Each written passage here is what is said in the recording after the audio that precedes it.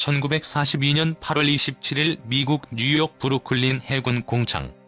전함 아이오와의 거대한 선체가 드라이독을 빠져나와 바다에 떴다. 서둘러 무장을 탑재해 실전 배치된 이듬해 2월부터 전함 아이오와는 미 해군 타격력의 상징으로 세계의 바다를 누볐다. 진수 당시 미국은 이 전함을 세계 최대로 여겼다. 그럴만했다. 기준 배수량 48,425톤의 연료와 탄약을 가득 적재한 만재 배수량이 69,100톤에 이르렀으니까. 미국은 일본이 2년 전 진수한 전함 야마토가 만재 배수량 72,809톤에 이르는 괴물이라는 사실을 1942년 말에야 알아챘다. 크기로는 최대가 아니라도 아이오와급은 공격과 방어, 기동에서 단연 최고 전함으로 손꼽힌다. 길이도 270m로 야마토보다 7m 길다. 엔진은 21만 2천마력으로 야마토보다 훨씬 강했다. 배수량은 적은데 출력이 크니 고속을 냈다. 최대 시속 32노트로 야마토급보다 훨씬 빨랐다. 건조비는 척당 1억 달러. 야마토보다 30% 이상 비쌌다. 일본의 인건비가 낮았다는 점을 감안해도 고급 기술이 그만큼 많이 들어갔기 때문이다. 미국은 어떤 함정보다 비싼 아이오와급을 4척이나 뽑아냈지만 막상 항공모함 중심으로 진행되는 태평양 전쟁에서는 써먹을 일이 많지 않았다. 자미함인 미주리호가 일본의 공식 항복을 받은 함정으로 부각했을 뿐이다. 종전과 함께 퇴역했던 아이오와급 전함은 한국전쟁을 맞아 재취여 함포로 북한과 중공군을 두들겨 팼다. 백선엽 장군의 1군단이 주로 아이오와급 전함의 함포 사격 지원을 받아 화력전을 펼쳤다. 아이오와급 전함은 이후에도 베트남전과 걸프전을 맞아 퇴역과 재취역을 되풀이했다. 거대한 함정의 상징성과 핵폭탄을 제외하고는 지구상에서 가장 강하다는 16인치 주포 9발 동시 사격의 위력 때문이다. 20세기 중후반을 풍미한 아이오와급은 우연 또는 행운이 아니라 연속된 혁신의 결과다. 일본의 군축조약 탈퇴 직후부터 사우스캐롤라이나급과 사우스다코다급을 건조하며 축적한 고속전함 기술의 결정체다. 아이오와급에서 단절된 전함이 다른 형태로 부활할 가능성도 없지 않다.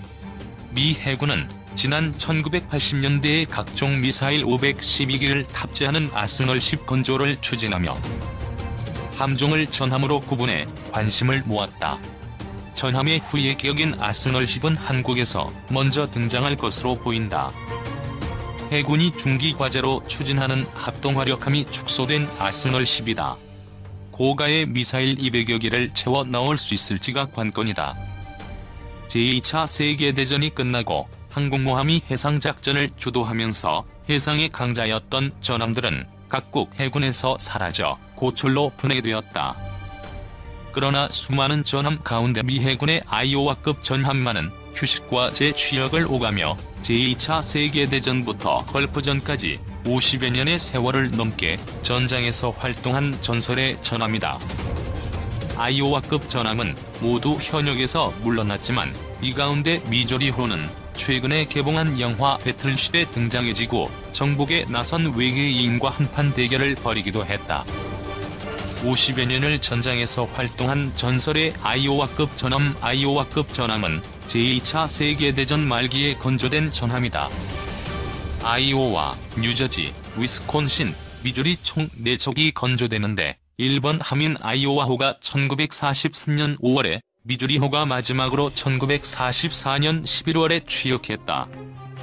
이들은 마셜 군도 작전을 시작으로 유명한 레이테만 해전 등에 참가하고 오키나와 공격에 참여하는 등 세계대전 중 맹활약을 펼친다. 특히 미주리호는 1945년 9월 2일 이루어진 일본의 항복문서조 인식 장소로 역사적 이름을 남긴 전함이 되었다. 최첨단 해상무기 3아이오와급 전함. 최초의 부활 한국전쟁, 제2차 세계대전 종전 이후 미주리호를 제외한 다른 함정들은 장기보존 상태로 들어갔다. 1950년 6월 25일 북한의 갑작스런 남침으로 한국 전쟁이 시작되었다. 전쟁 발발과 함께 현역에서 활동하던 미조리호는 한국으로 급파되었고 나머지 함정들도 급하게 현역으로 복귀하게 된다. 아이오와 뉴저지, 위스콘신 세 척의 전함은 한반도 해역에 머물며 16인치 함포로 지상군을 지원했다. 당시 북한군과 공산진영은 항공기를 볼 수 있는 공중 폭격과 달리 포탄만 날라오는 미 해군 전함의 함포 사격을 가장 두려워했다. 한국전쟁 당시 최대의 철수작전이었던 흥남 철수작전에서 아이오와급 전함은 강력한 포격으로 철수하는 유엔군과 피난민들을 지원했다. 한국전쟁이 휴전으로 끝나고 아이오와급 전함 4척은 다시 장기보존 상태로 들어간다. 1968년 베트남전이 격화되면서 뉴저지호가 장기보존 상태에서 해제되어 현역으로 복귀하게 된다. 베트남전에 파견된 뉴저지호는 110일의 작전기간 동안 16인치 포탄 5,688발, 5인치 포탄 15,000발 이상을 발사했다. 마지막 전장 걸프전 뉴저지호는 다시 장기보존 상태에 들어가고 아이오와급 전함은 긴 휴식에 들어간다. 그러나 1970년대 말 구소련 해군은 세력을 키우며 해외로 진출했고 아프가니스탄을 침공했다. 이란에서는 회교혁명이 발생해 친미 세력이었던 팔레비 왕조를 무너뜨렸다. 1980년대 초 위협을 느낀 미국은 미 해군의 600척의 함정을 보유하기로 계획한다. 이 계획에는 아이오와급 전함을 부활시키는 내용이 포함되어 있었다. 부활한 4척의 전함은 현대전에 맞게 새롭게 개조된다.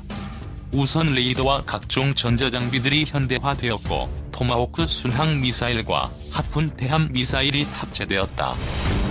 정확한 함포 사격을 위해 5대의 RQ-2 파이오니아 무인 정찰기도 추가되었다. 아이오와급 전함은 크고 작은 분쟁에서 활약을 펼쳤고 1990년 걸프전에는 미조리호와 위스콘신호가 참가했다. 이 두 함정은 걸프전 동안 50여 발의 토마호크 순항 미사일과 1000발의 16인치 함포를 발사했다. 걸프전 종전 이후 아이오와급 전함은 현역에서 다시 한 번 은퇴하고 뉴저지와 미조리 그리고 위스콘신은 박물관으로 개조되었다. 네임쉽인 아이오와호는 장기보존 상태에 들어가 있는 상태이지만 박물관으로의 개조가 추진되고 있다. 괴력의 16인치 함포 대구경의 함포는 전함의 심볼이라 할 수 있다. 아이오와급 전함은 59경장의 16인치 함포 구문을 장착했다. 16인치 함포는 850kg에서 1.1톤의 각종 포탄을 최대 40km까지 쏠 수 있다. 관통력은 포탄의 크기에 따라 차이가 있지만 철갑탄인 MK8의 경우 두께 9m의 강화 콘크리트 벽을 뚫을 수 있다. 발사 속도는 최대 분당 2발로 5분 만에 90톤에 달하는 포탄을 쏘아댄다. 16인치 함포의 사정거리는 항공모함에서 출격한 공격기보다 짧지만 함포는 함재기와 달리 기상의 영향을 적게 받는 장점이 있다. 전쟁을 통해 16인치 함포의 위력을 실감한 미 해병대는 아이오와급 전함의 부활에 매우 적극적이었다. 최강의 방어력과 강력한 힘의 시현 함포와 함께 전함의 특징 중 하나는 바로 크기이다. 아이오와급 전함은 1980년대 현역으로 복귀했을 당시 기준 배수량 45,000톤, 만재 배수량 58,000톤, 전장 270m, 선폭 33m의 크기를 자랑했다. 당시 미 해군의 항공모함 외에는 아이오와급 전함을 압도하는 함정은 없었다. 해군의 가장 큰 역할 중 하나는 평상시 해군 함정을 통해 국가의 힘을 과시하는 것이다. 일반인이나 언론의 경우 특히 함의 크기에 특히 영향을 많이 받는다. 1980년대 당시 아이오와급 전함의 경우 거대한 크기와 강력한 무장으로 항공모함과 함께 강력한 미국의 힘을 시연하는 도구로 사용되었다. 이와 함께 강력한 방어력도 아이오와급 전함의 특징 중 하나이다. 방호장갑과 우수한 다층 숭이구 핵 등으로 피격시함과 승무원의 생존율이 그 어떤 함정보다도 높았다. 천조국도 포기 합동화력함의 치명적 약점. 국방종기 계획 포함 떠다니는 미사일 발사대 가성비 좋고 화력 강력하지만 방어력 약해. 지난 14일 국방부는 향후 5년간 291조 원을 투입해서 어떻게 군사력 건설을 할 것인지를 정리한 2024 국방중기 계획을 수립했다고 발표했다. 그중 신무기 개발과 구매에 쓰이는 예산이 무려 103조 원. 금액 자체는 천문학적이지만 주변국들의 군사력 투자를 생각하면 그렇게 많은 건 아니다. 이번 국방중기 계획에서는 이 103조 원으로 무엇을 어떻게 만들고 구매할 것인지도 비교적 상세히 공개됐다. KF-X 보람의 전투기 사업이나 현무-2, 3 미사일 사업같이 개발과 양산이 지속되고 있는 프로젝트뿐만 아니라 앞으로 5년 이내에 새롭게 공개될 신무기의 모습이 무엇인지도 알려준다. EMP탄, 정전탄, 통신중계 드론 등 국방종기 계획에서 공개된 많은 신무기 중 가장 눈길을 끄는 건 해군이 계획 중인 아주 특별한 함정이었다. 일명 아스널 10으로 불리는 합동화력함의 설계와 건조 추진이 바로 그것이다. 합동화력함은 지상공격 임무를 중심으로 함대지 미사일을 대량으로 탑재하는 함정을 의미한다. 물론 현재 한국 해군이 운용 중인 충무공 이순신급 및 세종대왕급 구축함, 인천급과 대구급 프리기탑, 그리고 손월 1급 잠수함에 현무-3 크루즈 미사일과 해룡 전술함대지 미사일을 탑재하고 있기에 함선의 지상공격 임무를 부여하는 것은 그리 특별하지는 않다. 다만 합동화력함은 지상공격 임무의 모든 능력을 올인한 지상공격 함정이라는 점이 다르다. 합동화력함과 가장 비슷한 개념의 함정이 바로 미국이 20년 넘게 추진한 아스널 10이다. 아스널 10은 1980년대 후반부터 미 해군에서 연구되다가 1990년대 중후반부에 본격적으로 추진하던 중 폐기한 개념이다. 아스널 10은 2만 톤급 이상의 순양함급 사이즈의 수백 발의 지상공격 미사일을 탑재하는 대신 각종 대공, 대함, 대잠전 장비를 거의 다 제거해서 지상공격 능력을 극대화하고 운용 인원도 최소한도로 줄인 것이다. 표적 획득을 위한 레이더나 소나도 없고 위성으로 공격할 표적의 정보를 받아 발사하므로 사실상 미사일 발사대만 선체에 숨겨진 모양이다. 미 해군은 이 아스널 10 계획을 포기하고 DD-21이라는 구축함 계획으로 변경, DDG 전 주머할트 구축함을 완성했다. 아스널 10이 적이 공격에 취약하고 다목적 능력이 부족하다고 판단했기 때문이다. 미국이 포기한 미래 무기 개념이 한국에서 부활한 이유는 동시 다목표 공격 능력과 생존성 문제 때문이다. 우선 미사일 사령부에서 운용 중인 현무-2와 현무-3은 모두 장갑화된 텔에서 운용하는데 트럭 한 대 당 미사일 2발을 운용하니 동시 대규모 발사는 조금 곤란하다. 공군이 보유한 타우러스 공대지 미사일도 F-15K 전투기 한 대당 2발을 실을 수 있는데 우리 군의 F-15K 보유량이 불과 60대밖에 되지 않기 때문에 수천 개의 목표물을 제압하는 데에는 시간이 걸린다.